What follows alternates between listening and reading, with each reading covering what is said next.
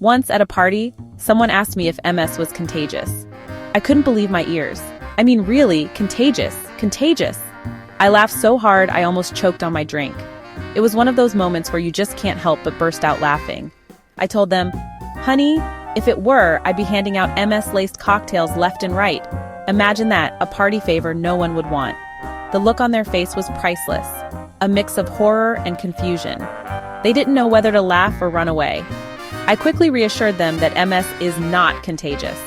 It's not something you can catch from someone else. You can't catch it from a cough, a sneeze, or even a really, really long hug.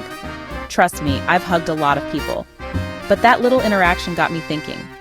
Why do people have such strange misconceptions about MS? MS is a mysterious illness. Even with all the information out there, it's still misunderstood by many. People don't always understand it. They have questions, and sometimes those questions are pretty wild. And it's definitely not funny. Or is it? Sometimes you just have to laugh at the absurdity of it all. See, the thing about MS is it's different for everyone. And I mean everyone. No two experiences are exactly alike. Men, women, young, old, MS doesn't discriminate. It can affect anyone, regardless of age or gender. But, and this is the funny part, the way it messes with you can be wildly different depending on your gender. It's like MS has a quirky sense of humor. Imagine a roller coaster. Now imagine that roller coaster is being controlled by a mischievous gremlin who loves to press random buttons. That's MS.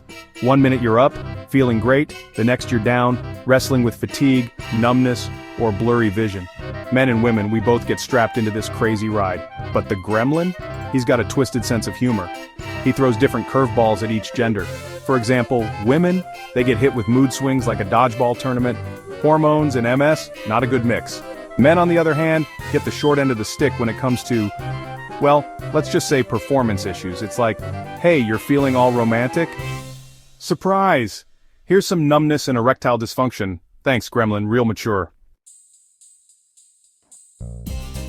Brain fog. It's a real thing. Imagine trying to think through a thick fog. Frustrating, right?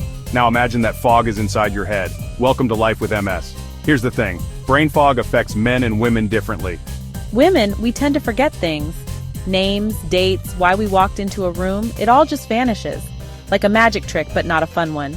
Men with brain fog, they get lost in thought, literally. I once found my husband staring blankly at the refrigerator. "Honey," I asked, "what are you doing?" He blinked, startled. "I'm making a sandwich," he said, but he sounded unsure. He'd been standing there for 10 minutes holding a jar of pickles. Section 4. The fatigue factor, when MS drains your batteries and your social life. Fatigue is the worst. It's a constant, unrelenting feeling that can make even the simplest tasks feel monumental. It's not just being tired. It's a deep, bone-weary exhaustion that doesn't go away with rest. It's like your body has been plugged into a power outlet, trying to recharge, and someone just yanked the cord, leaving you drained and powerless. And guess what?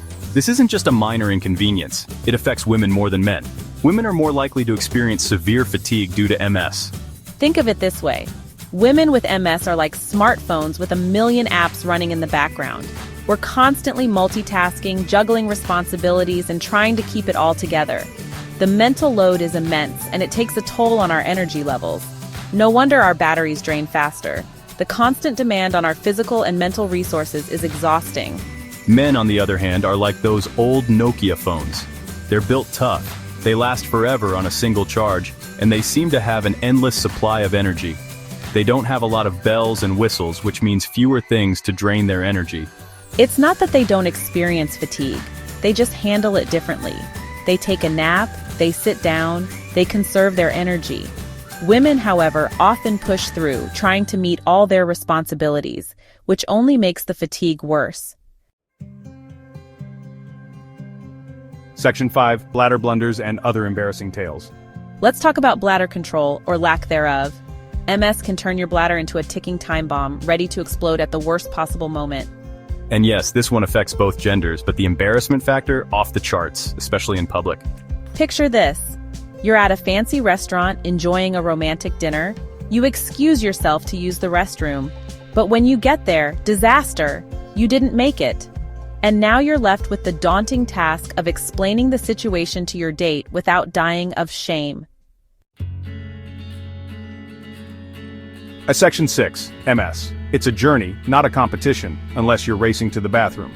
Living with MS is a trip. It's a journey filled with unexpected twists and turns, much like a road trip with friends where you never quite know what's around the next bend. A wild, unpredictable, sometimes hilarious, sometimes frustrating trip. One moment you're laughing at a joke, and the next, you're dealing with an unexpected challenge. It's like being on a roller coaster designed by a mischievous gremlin who loves to keep you guessing. Just when you think you have it all figured out, it throws you for another loop. But here's the thing. It's not a competition. There's no race to the finish line, no first place trophy. Men and women, we're all just trying to navigate this crazy ride the best we can. Each of us has our own path, our own pace. We might experience different symptoms, different side effects, and different levels of frustration. But we're all in this together. Our experiences may vary, but our journey is shared. So the next time someone asks you about MS, don't be afraid to laugh. Embrace the humor in the situation. Share a funny story, make a witty observation, and remind them that even though it's a serious condition, it doesn't mean we can't find humor in the everyday absurdity of it all. Humor can be a powerful tool in coping with the challenges we face.